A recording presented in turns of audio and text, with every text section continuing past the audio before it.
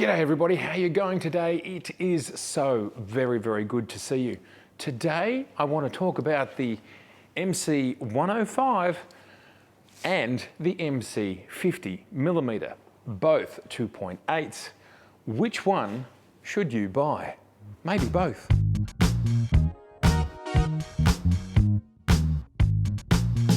Okay, before we jump into the video, I just wanted to show you the latest images uploaded to the website. This is the homepage. You can order your calendar here, or you can jump into the artwork. If you want to see the latest, you go new to old. There it is. This is the latest stuff, and it's so easy to buy one. You just click on it.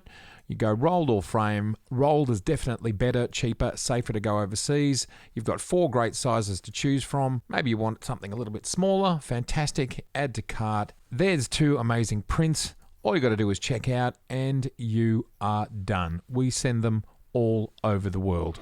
Well, thanks so much for being here today. Today we are in the City Gallery. It's great to not be in lockdown at this particular point in time. Who knows? We are in the depths of winter. It's cold. That's why I have my big jacket on. You never know. But we would love to see you here. But today, we're not talking about that. We're talking about this and the 50mm. Now, I had to send the 50 and the 105 back to Nikon, and I purchased my own copy of the 105, but I haven't purchased the 50mm. So there you go. You can see what I've decided to do, although it's not as straightforward as all of that, because I can also see a use case for the 50mm. Just a little bit harder for me to justify because I already have the 50mm 1.8, which I love, and I already have the 50mm 1.2, which I really love. Both 2 extraordinary lenses that give you so much optical brilliance for their relative price point. But let's talk about what these macro lenses do. Well, they allow you to shoot things close up at a ratio of 1:1. And what that means is the object you are photographing is the same size as the image area, the sensor area. So if the sensor is as wide as my glasses are here, which it is close to that, then we will be able to fill the screen, the sensor, the image area with that same size, a 1:1 ratio. Now, both of these lenses have a 1:1 ratio. So ultimately, they give you the same results. It's just with the 50mm, you physically get much closer to your subject. Now, in some cases, that's a good thing, and in other cases, it's a not so good thing. For example, if you're shooting wildlife, insects, etc., you might want to be at more of a distance. And if you're shooting things that aren't moving and you don't have a lot of room to move around, then the 50mm is going to work just fine. Let's talk about one of the most fundamental differences between these 2 lenses, and that's the price. Now, in US dollars, you're looking at around $650 for the 50mm and around $1,000 for the 105. Now, that's a $350 difference. So you have to ask yourself the question, what's the difference? Is it worth it? Why am I going to get the bigger, more expensive one? Well, as you can see in this video here, I've gone to great lengths to show that the 105 lens is far more than just a macro lens. It's a great portrait lens and it does that super well. I've done a little bit of shooting with it so far. But as a landscape lens, cityscape, streetscape, etc., I have found it to be extraordinary. I'm not sure I've seen anything that looks this sharp, but does it with grace and style. It's not like it's too sharp, it's over sharp and sharp. It's beautiful sharp. It's about rendering the world with contrast, color and detail. Kind of like you've never seen it before. Kind of like medium format. Kind of like, I don't know, I own a medium format Hasselblad, but it gives me different results. The 105 is optically outstanding. Now, so too is the 50mm, but you can't use it the same way you use the 105. But of course, I've always said there's no one lens that's suited to any one particular thing. I can show you that I can use a 50mm for landscape and get great results, and I can show you that I can use a 105 for landscape and get great results.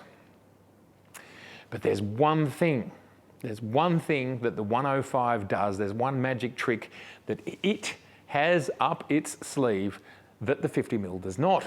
And I think this is a pretty critical difference, and that is VR. Vibration reduction is built into this lens. And I have found it for portraiture, for cityscape, landscape, so on, extraordinarily stabilized, because I presume it's working in concert with the in-body stabilization from the camera, as well as using the VR that allows you super steady shots. So that works for both stills, but it's also working for video. Now, video is something that we don't lean on very hard in this channel in respects to me talking about the advantages of it, but more and more people like me are being asked to shoot video at the same time.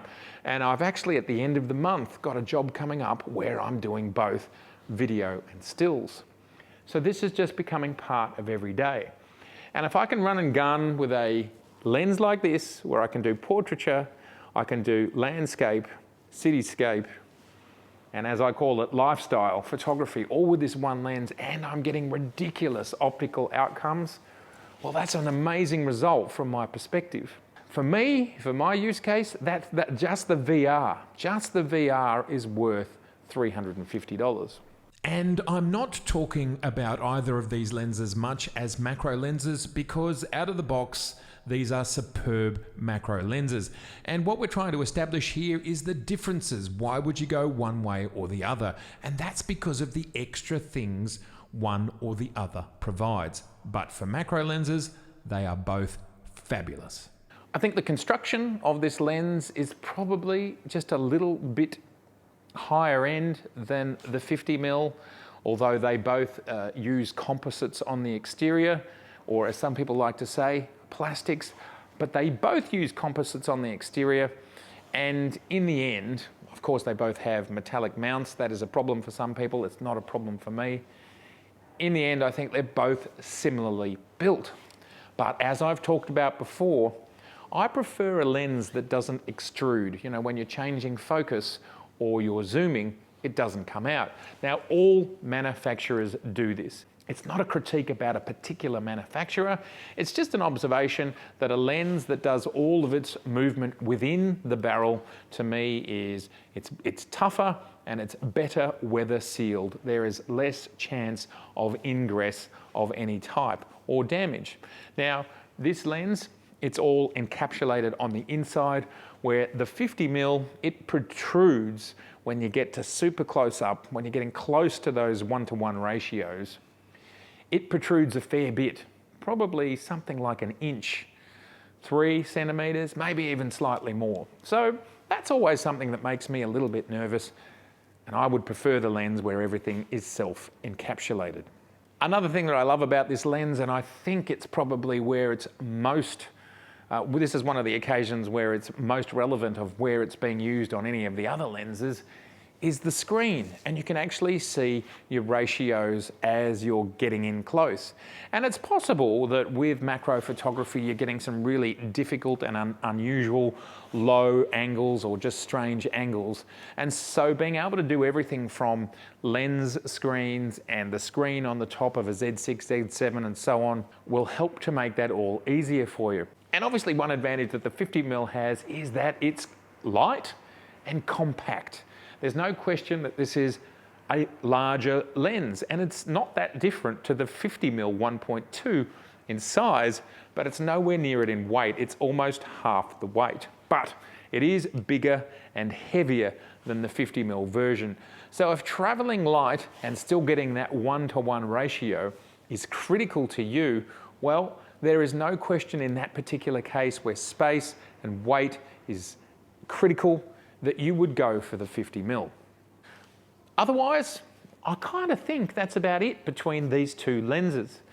I do think that the 105 is better bang for buck, and it's probably going to be used across more use cases if you already own a 50mm lens.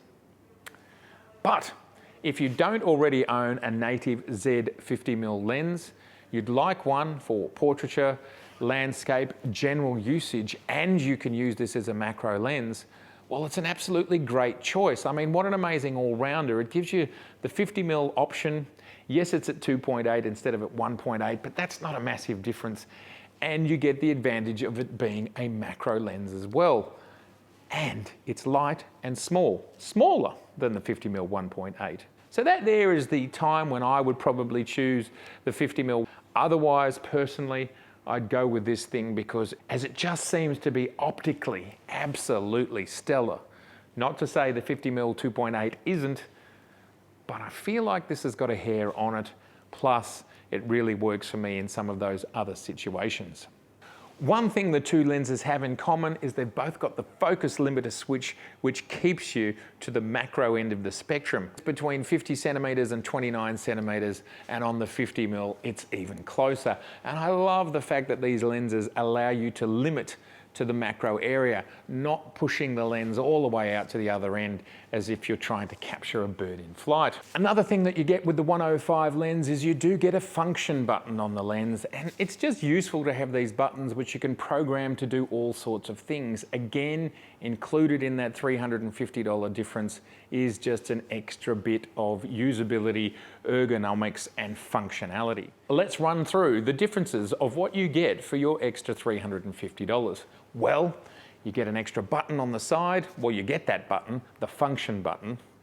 You get a display on the top, which I think is really, really useful, and I really like it, especially with a macro lens.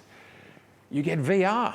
So I love the fact that there's vibration reduction within this lens, and it is super useful. And you get a design where everything is on the inside. There is nothing that protrudes even when you go into extreme macro. And of course, this is an S-class lens, which means by Nikon's own words, it provides superior resolution. So I think they are a lot of advantages. The advantages of the 50mm, well, clearly it's cheaper, it's smaller, and it's lighter, and you can physically get closer to your subject. Okay, well, that's about it for my thoughts based on my use case of which lens I would go for. Having used them both, I do think they're both optically very, very good. Ultimately, it comes down to how much can you afford, how much do you want to carry around, how much space do you have, what other lenses do you already own, and how do you do portraiture, landscape, cityscape? That might really influence which way you might go. So please, I would love to hear in the comments below your thoughts. Would you? Are you a 50mm? Are you a 105? Are you neither? Can you get away with doing this a different way? Please let me know in the comments below. I would love to hear your thoughts. All right, well, absolutely fantastic to see you here. If this is your first time here, I would love to see you again, so please do subscribe. Please share this video, click on the notification bell and like. It's so important to the channel and it really helps the video get out there, so I thank you so much for that. And please jump on our website if you'd like to be in the calendar, get your name in every single edition of the 2022 calendar. You've got to buy your copy before July 23rd when we go into production. All right. Link here, mattirwin.com. That'll take you to the place. All right, I'll see you soon. I've got some gallerying to do. Bye now.